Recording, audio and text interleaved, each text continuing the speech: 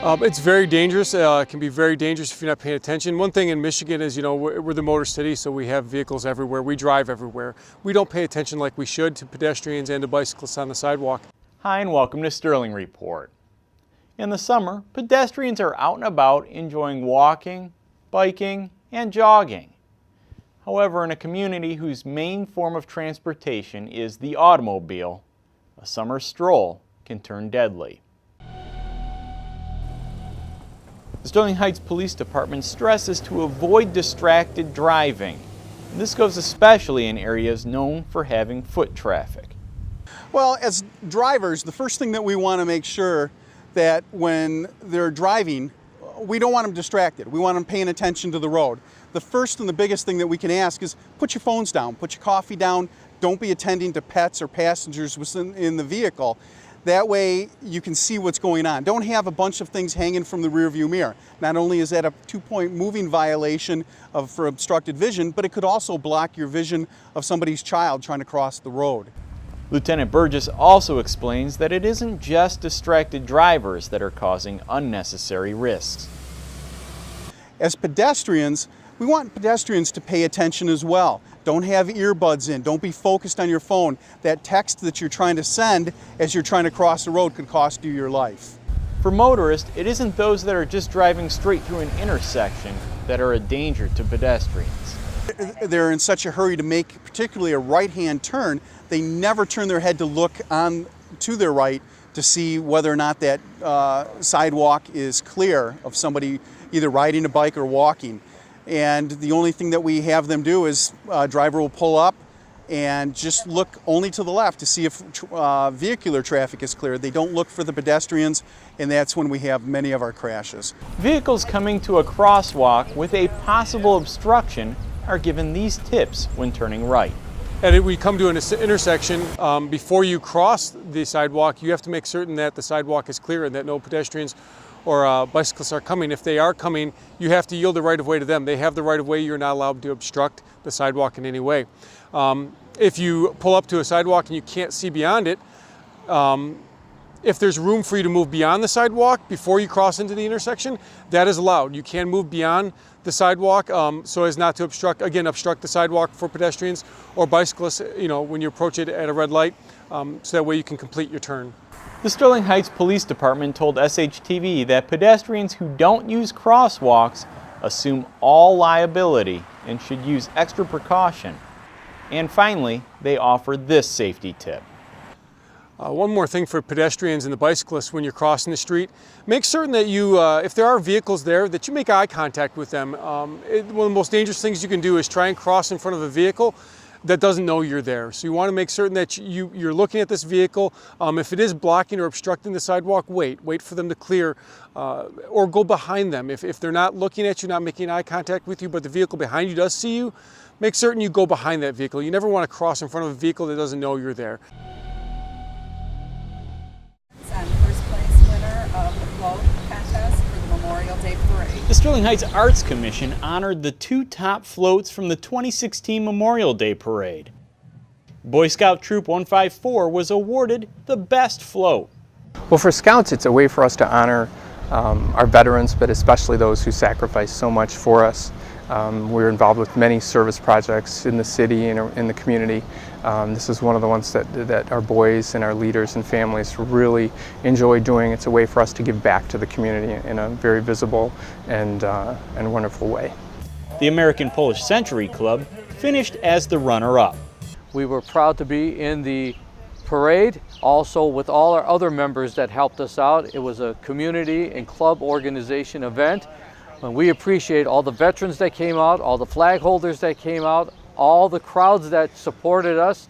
So by now you probably know that Grammy Award-winning band Soul Asylum will be headlining Sterlingfest. But what of the other acts to play the Rizzo Main stage? Well, Sterling Report correspondent Robert Surgat visited with Soul Asylum's opening act, Elsie Binks, at Sound Shop Recording Studio to allow viewers a chance to get to know this Macomb act and to discuss some of the other acts that will be playing the main stage.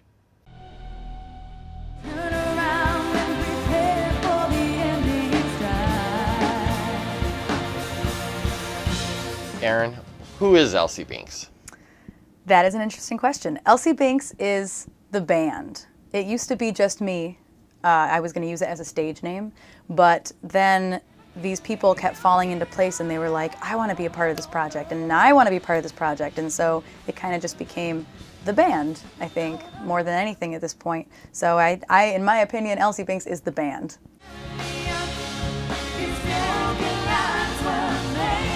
July 30th, you're opening for Soul Asylum. How excited are you and the band to play? Well, considering it was actually like the first gig we ever booked, since we booked it, 8 months ago, I think maybe, we are so excited. We've been telling everybody about it since, December. So we're really excited. People have been floored. They were like, we can't believe that this is happening for you so quickly. And it's all, just totally by word of mouth. And everybody we tell is very, very impressed, and we are very excited to meet. Hopefully we get to meet them. We're very excited to play with them and be on the same bill.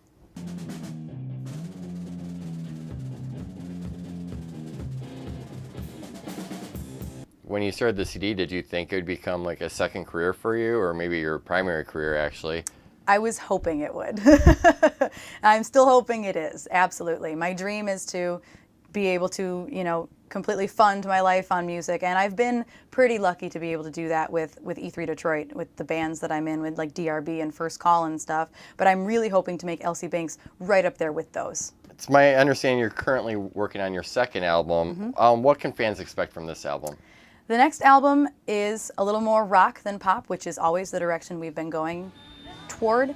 The first album was kind of like the stockpile of songs I had written in about 7 years, and so they were going to be what they were. They were more rock pop. When I wrote them, I was, still kind of 19 to 23, so I was at a different point in my life, and now we're going more for rock, and the sound is, put it this way, the first album was like Pink, and the second album is like Pink plus Hailstorm, and like Pretty Reckless, and more rock and roll sounding than pop, so I think people will be pleasantly surprised. Talk about some of the joys of like just doing an outdoor festival, all ages, not the dark club show. Those are my favorite. Festivals are my favorite because you can kind of pretend you're at Woodstock, which is kind of where my heart is. I love Janis Joplin. She's one of my huge influences. And so to be on a stage like with the wind and with the sun and, having all these people just chilling on picnic blankets with their grills, I just really like that family feeling and just like hanging out with people. I love putting on a good show, but I really just want to connect to the people. I want to, connect and let you hear the words and the music that we've written and really get into your head with it. And I feel like at a dark club, you can't really do that. People are just there for the beer, whatever, they're just there to hang. But at like a picnic, family, all ages kind of setting like that, you can really engage and get their attention, There's no distractions. Other than, maybe a carnival, down the street. But other than that, they're pretty much just into the music, and that's my favorite part of it, honestly.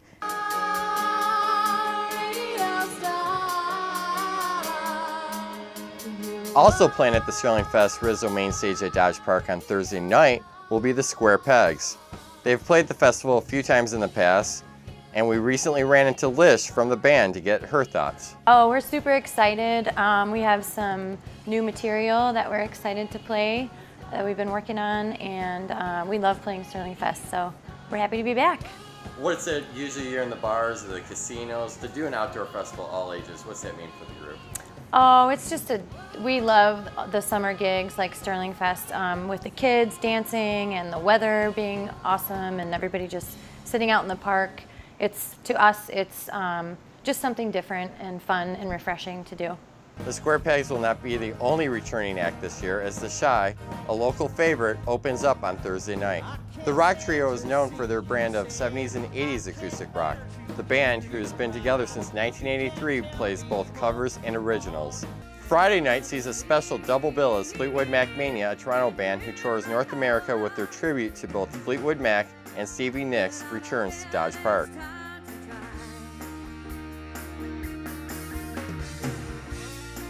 Also new to the stage will be the Two-Timing Band, performing new country hits, country classics, and their own original music. The Two-Timing Band has been featured at the Downtown Hoedown Festival, and although they are new to playing in Sterling Heights, they have played all throughout Metro Detroit. Take a listen to one of their tracks from their album, Me or the Whiskey.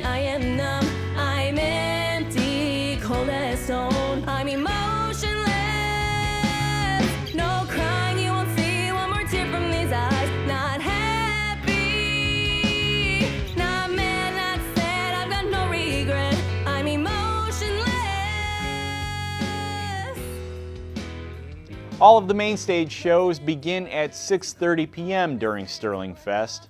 We hope to see you there. That's going to do it for this edition of Sterling Report. Till next time, take care.